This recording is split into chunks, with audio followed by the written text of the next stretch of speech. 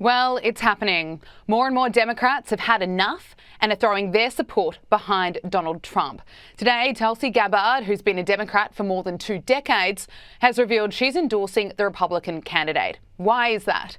Because in her words, the Biden-Harris administration has us facing multiple wars in multiple regions, and someone who served in the military wants America to have a strong leader who will walk the country back from the brink of war. Whether you're a soldier, you're an airman, a Marine, sailor, or a coastie, he keeps us in his heart in the decisions that he makes. We saw this through his first term in the presidency, when he not only didn't start any new wars, he took action to de-escalate and prevent wars. He exercised the courage that we expect from our commander-in-chief in exhausting all measures of diplomacy, having the courage to meet with adversaries, dictators, allies, and partners alike in the pursuit of peace, seeing war as a last resort. The truth is, as we head towards our decision as a country in November, the same cannot be said about Kamala Harris.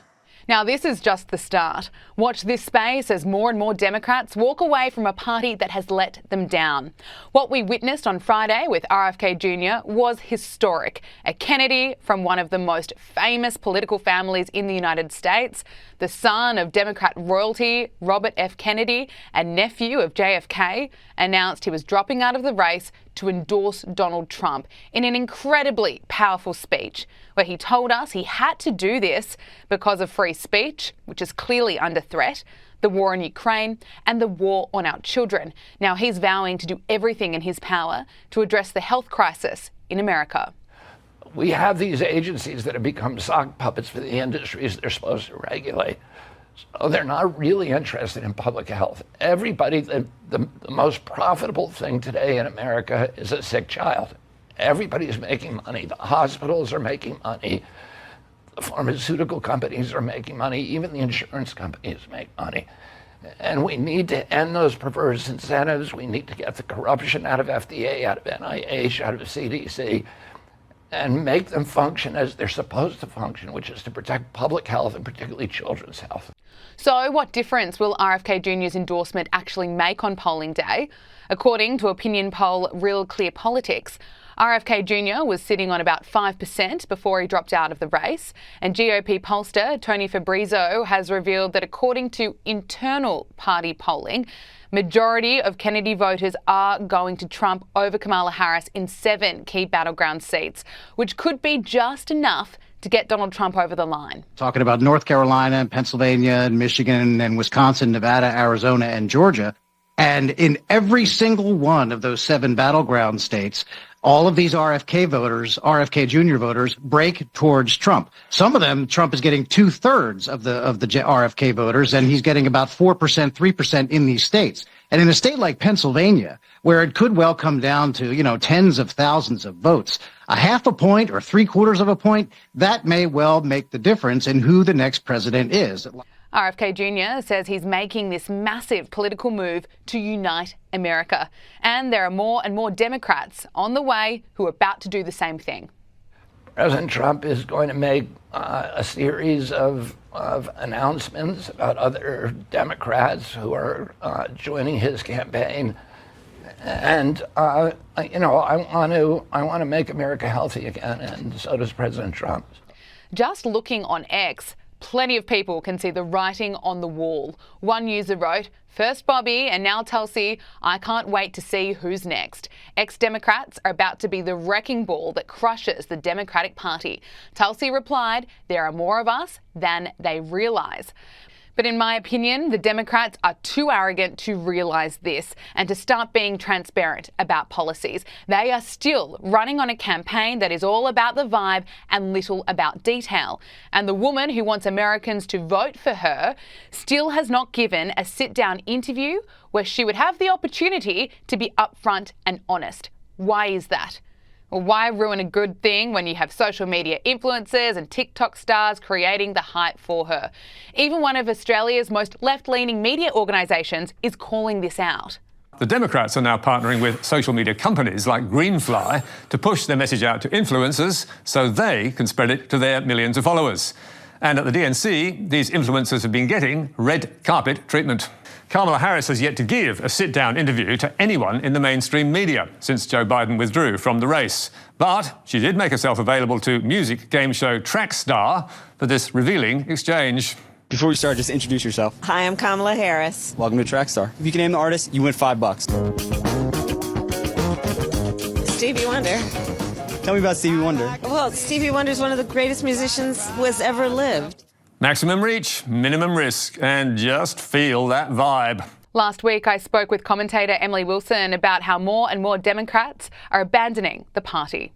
Believe in a future where we lower the cost of living for America's families. And when I am president, I will bring down the cost of groceries by making sure markets are competitive and fair. Again, Emily, she's pretending she's not in office right now. Yeah, not only does she pretend she's not in office, people forget because the past 3.5 years, she's never made a public statement. She was in charge of the border, though, which we know has been the biggest disaster in history. I think in 3.5 years, the only clip they have of her is talking about school buses. It was quick. It's funny because they were quick to, erase that she was the border czar, but she was. And the border's never been worse. We have open borders. Everything with her is... it's scary that I feel like we're living an episode of South Park. You go on her social media. She has 80 different pronouns and 0 policies. The only policy she does have was the one she stole from Trump, which of course the media, when Trump does it, it's bad. When she does it, it's good. It's so funny when people will defend her no matter what. They're like, so if you can do all these things, why have you not done them in the past 3.5 years? But then these same people, when you talk about J.D. Vance and how much emphasis they put on him, who's actually fantastic and does do interviews and isn't scared of the media, which is crazy. Think about being scared of the media when every single media outlet is on your side. Yeah. Elon Musk invited her to do an interview. She said no. Trump did 2.5 hours and was perfectly fine. She won't even do a scripted media outlet with her own people. Because she has no policies. Mm-hmm. She's a professional liar, and she can't even do that well. Imagine this woman having the nuclear codes. Genuinely, how scary that is for the rest of the world, not our countries. Absolutely. And if you go on her campaign website, you can donate, you can buy merchandise, you can sign up to be informed, but there's not one policy that's outlined. Now, at the DNC, California Governor Gavin Newsom has defended Kamala Harris for her lack of policies. We've not heard a ton of specifics from Democrats about Vice President Harris's evolution on the issues over time.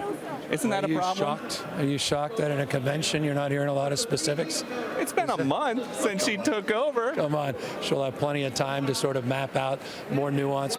It's interesting, the host of the Benny Johnson show asked Kamala Harris supporters at the DNC convention in Chicago why they're supporting her. Many of them struggled to actually answer. Trump or Kamala, what do you think? Trump or Kamala Harris? Oh, God, it's Kamala, definitely. Yes? 1,000%. Yes? Yeah, absolutely. What's your favorite thing Kamala's done in the last 4 years? Honestly? Yeah. Actually, don't use this. Oh, Kamala. Kamala Harris. Yeah, Kamala. Kamala, why? Well, she's... Honestly, I don't know. Okay, well, I'm not gonna lie, I'm not super knowledgeable, so I can't really speak too much on it. Because Trump sucks. Yeah, pretty much same thing. It says so much, doesn't it? So many people are just getting swept up in the hype, the campaign, and the BS. They don't even know why they like her. Well, it's funny because if you have no policies, then how could you say you possibly support her? If you go online, here's the thing. No one likes Kamala. No one liked Joe Biden. They simply hate Trump. The difference is you could ask the dumbest Trump supporters on the street, and they would probably at least give you 1 to 5 policies or things he's done that they like, at least a direction he's going. These are truly the most low IQ voters. They are only voting for her because she's not Trump. And the sad thing is with the interviews, you're basically admitting that. And let's be real, the country, and they managed to destroy the country in 3.5 years. So I'm not sure what policy she's great. When she's talking about the price gouging and all these things, she literally is talking about communism. They're telling you to your face. she's not even able to do these things. But that is the direction they want to go. These people are socialists and they love communism. Yeah. A recent CBS News poll shows that Kamala Harris is leading Donald Trump by 12 points among female voters, 56 to 44, compared to Joe Biden's 6-point lead in July at 49% to 43%. Emily, why are women flocking to support Kamala Harris? Is it because she is a woman, because she hasn't done any interviews, so she can't actually reveal what she's like? Or is it because she's a Democrat and we're edging closer to polling day? Well, when you look at polls, you see that the group that votes the most left and is usually the most mentally ill and uninformed is single liberal women in America. So, of course, they're all voting for her because they've been brainwashed and fed Trump is bad and he's taking away women's rights, which is crazy. Trump has said he's not doing a nationwide abortion ban. He wants to protect IVF. He also wants to protect women from dangerous people coming into our country. And he also wants to keep men out of women's sports. But it's they're so brainwashed, they completely ignore all of that. And they're like, she's a woman. And I'm like, you know what? If you want a woman to be president, personally, I don't care. I don't think that's the most fitting role for a woman. But if that's what you want, how about an intelligent woman? If she's the president, she would put women back 50 plus years at least. I mean, it's embarrassing. She truly is an embarrassment. I don't trust the polls in general, but I do know that is why women are voting for her. It's embarrassing, and it's embarrassing to watch all the women getting swept up in it just because she's a woman. Maybe we could look at her policies. Oh, there aren't any available.